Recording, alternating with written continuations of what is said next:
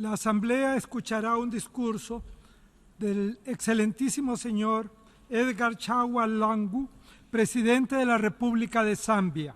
Solicito a la representante de protocolo que acompañe a su excelencia.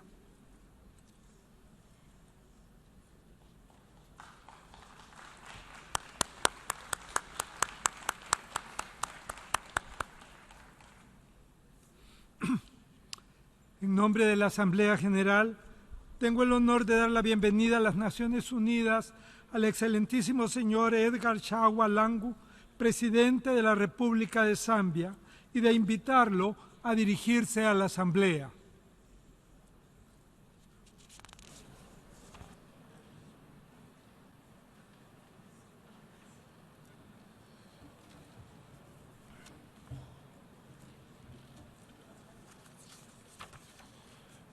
Your Excellency, Mr. Peter Thompson, President of the 71st Session of the United Nations General Assembly, Your Excellency, Mr. Ban Ki-moon, Secretary General of the United Nations, Your Excellencies, Heads of State and Governments, distinguished delegates. It is indeed a great honor and privilege for me to address the 71st Session of the United Nations General Assembly. May I also join others in congratulating Your Excellency, Mr. Thompson, on your election to preside over the deliberations of this session. I am confident that under your able leadership, the General Assembly will successfully address the pressing issues on its current agenda. I am also confident that you will steer this organization in the right direction, and we shall have fruitful discussions on the well-considered theme of this session on the Sustainable Development Goals, a universal push to transform our world. Allow me to also convey my appreciation to the Secretary General of the United Nations, His Excellency Mr. Ban Ki-moon, who will this year be concluding his mandate as UN Secretary General. Through his leadership, Mr. Ban Ki-moon has distinguished himself as a world leader committed to addressing the key global challenges such as reducing poverty and climate change. He has been instrumental in ushering in the Sustainable Development Goals, the successor of the MDGs. He has distinguished himself as a global leader focused on fairness and justice for all nations. Therefore, as he winds up his onerous responsibility as Secretary General, I would like to convey, on behalf of the Zambian people, our best wishes in his future endeavors. Your Excellency, well done, and thank you once more for your great efforts to improve the lot for mankind.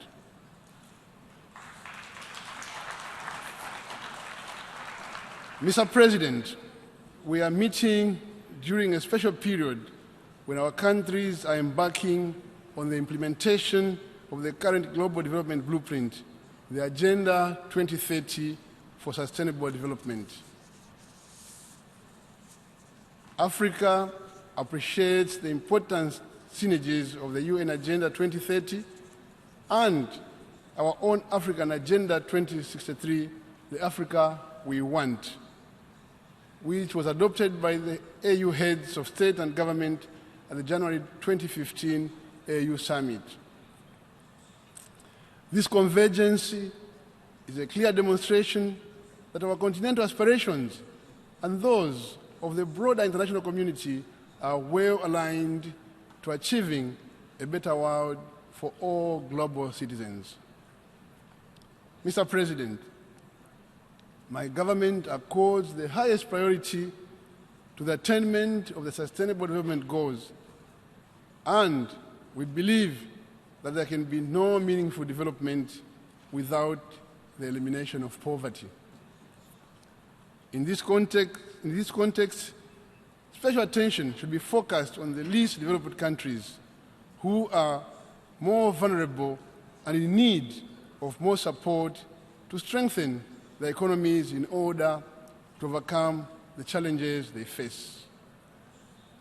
In our quest to address the issues of poverty, unemployment, hunger, and income inequalities, Zambia has undertaken specific measures aimed at promoting economic transformation. These measures include, but not limited to, the development of value chain clusters, diversification of the agricultural sector, promotion of forestry, and the establishment of multi-facility economic zones and industrial parks. We are strongly resolved to promote industrialization through agriculture and manufacturing sectors in order to speed up the diversification of the economy away from overdependency on mining. In this regard, my government is addressing the challenges faced by micro, social, and medium-sized enterprises, such as access to finance, markets and technology, and the enhancement of entrepreneurial skills.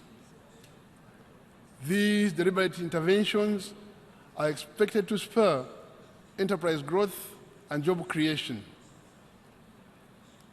The renewed focus on economic diversification is expected to further transform our country from being dependent on primary products to value-added products through industrialization.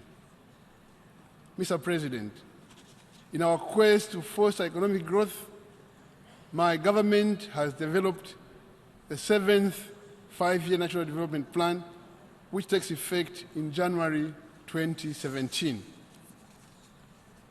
The plan focuses on enhancing productive capacities in the agriculture sector and rural development that will improve the livelihoods and well-being of our rural communities. Mr. President, like most developing nations, Zambia is today faced with the challenges of population growth and, in particular, the need to harness the demographic dividend. There is a mismatch between the growth of the youth population and the assimilation in the job market. And that's why the Zambian government is now implementing necessary policies focusing on skills development, entrepreneurship, education, and infrastructure development.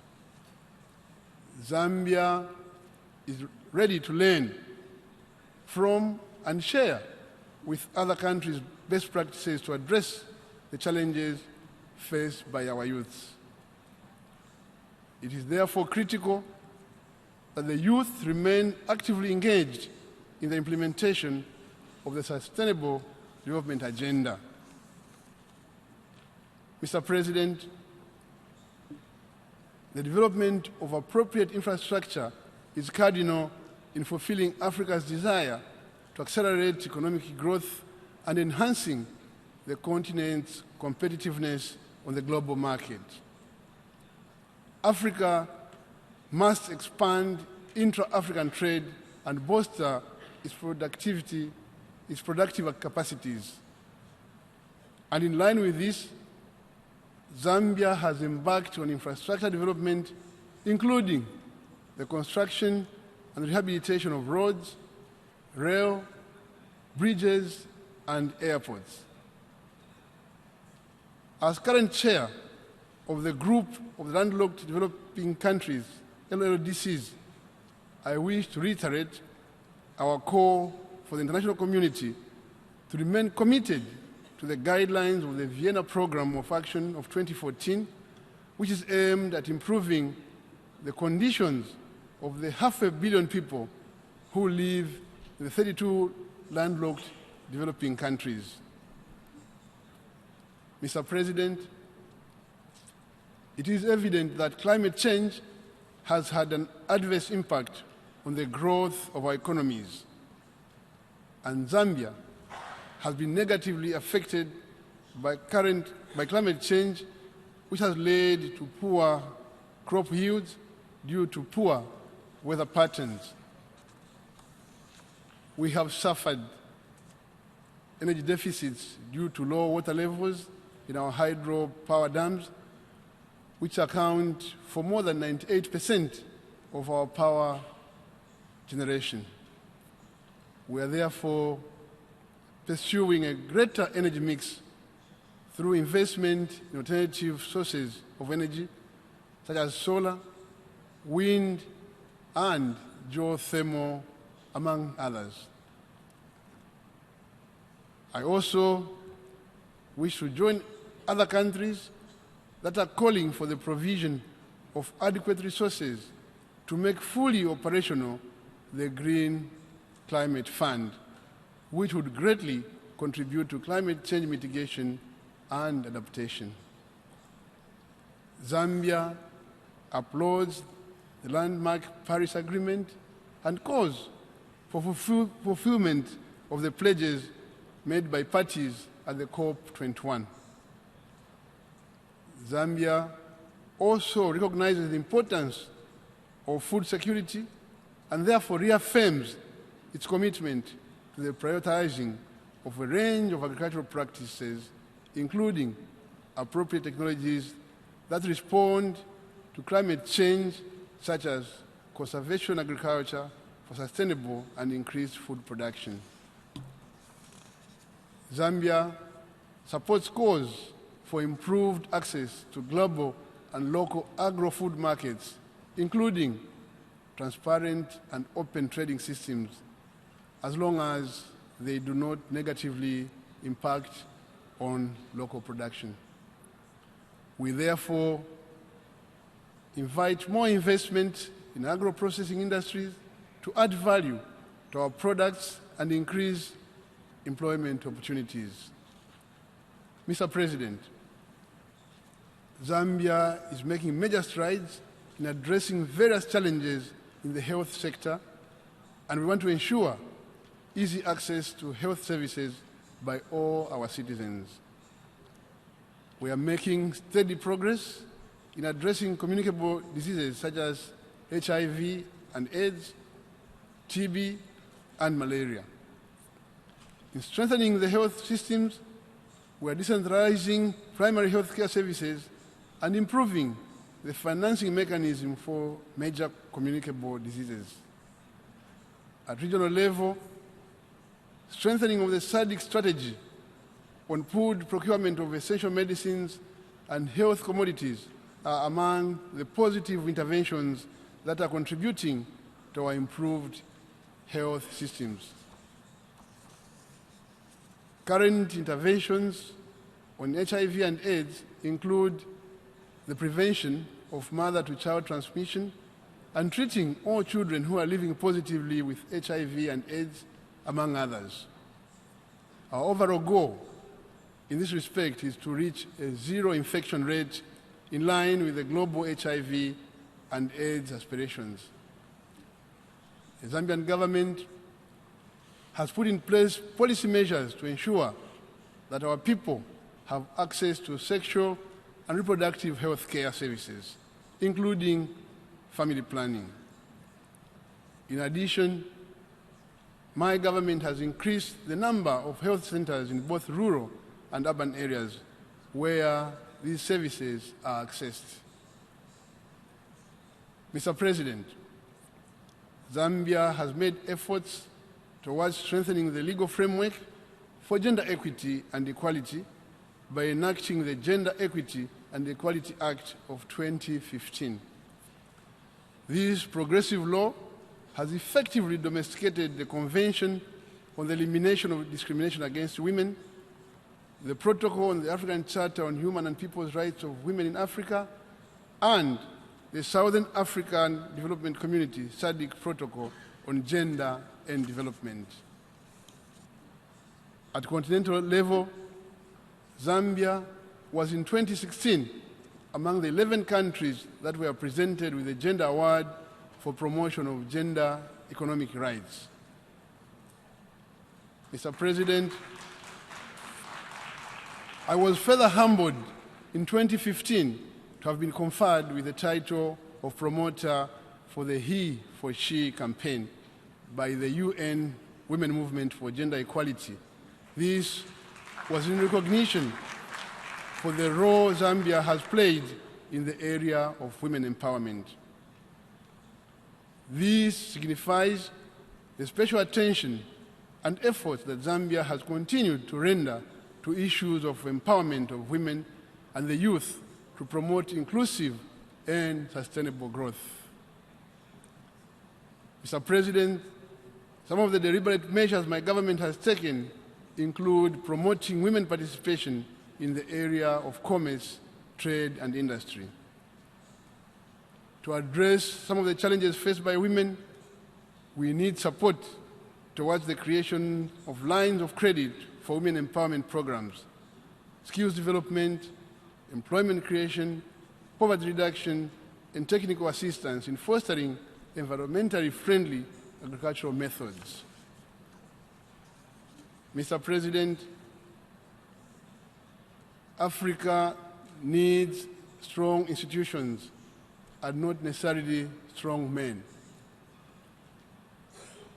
In this light, Zambia endeavors to build a peaceful, just, and inclusive society, particularly through the consolidation of democracy.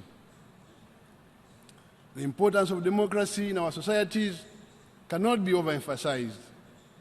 It is an extremely important aspect of our political systems, which empowers people to freely participate in governance. As you are aware, Zambia held elections on the 11th of August 2016, and indeed this was yet another opportunity for Zambia to demonstrate her commitment to upholding and promoting the tenets of democracy. Let me therefore use this opportunity to thank the international community for supporting us during this process. In equal measure, let me thank the Zambian people for their peaceful conduct during the elections. I therefore want to assure this august House that my government will use its mandate to continue protecting our peaceful democratic legacy and meeting the aspirations of our people. Mr. President, my government yearns for a community of nations that recognizes and respects the sovereign equality of all nations in accordance with the Charter of the United Nations.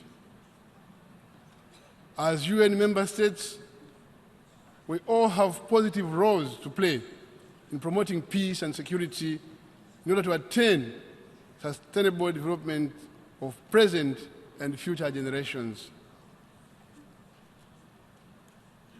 However, Zambia is concerned that the world today continues to witness unbridled acts of conflict, terrorism, and rising levels of poverty, which remain an overarching and pressing challenge to our aspirations. There is need, therefore, to eradicate conflict in order to attain the Sustainable Development Goals. Zambia, as a member of the African Union Peace and Security Council, will dedicate its 3-year term in this important decision-making body to promote peace and security on the African continent. I therefore reiterate Zambia's continued commitment to the ongoing peace and conflict resolution efforts of the Southern African Community, Southern African Development Community, SADC, the International Conference on the Great Lakes region, and indeed the African Union. Zambia believes that the solutions to African problems lie in Africa finding its own solutions. We, however, welcome and express gratitude to the international community for the continued support to conflict resolution and peace processes on the continent. Mr. President, whilst Zambia believes that the UN should be at the core of global governance and efforts to meet the challenges of collective peace, security and development, there is pressing need to reform the organization so that it can reflect contemporary realities of today's global order. Mr. President, Zambia therefore fully supports the Zuluini Consensus and the CETA Declaration representing the African Common Position on the reform of the United Nations Security Council. Mr. President, it is not right that Africa remains the only continent without permanent representation in the Security Council. This historical injustice must be corrected.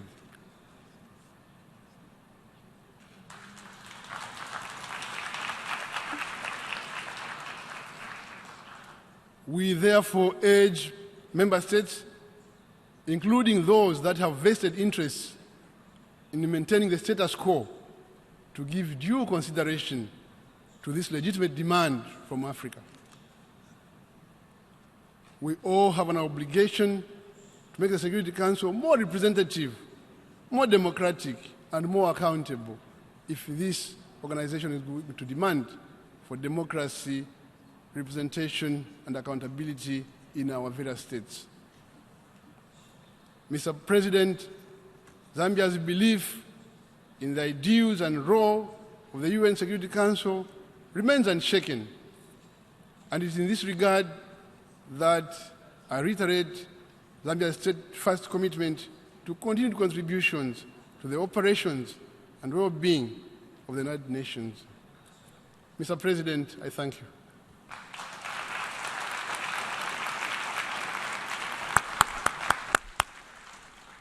En nombre de la Asamblea General, deseo dar las gracias al presidente de la República de Zambia por la declaración que acaba de formular. Ruego a los representantes aquí presentes que permanezcan sentados mientras despedimos al presidente.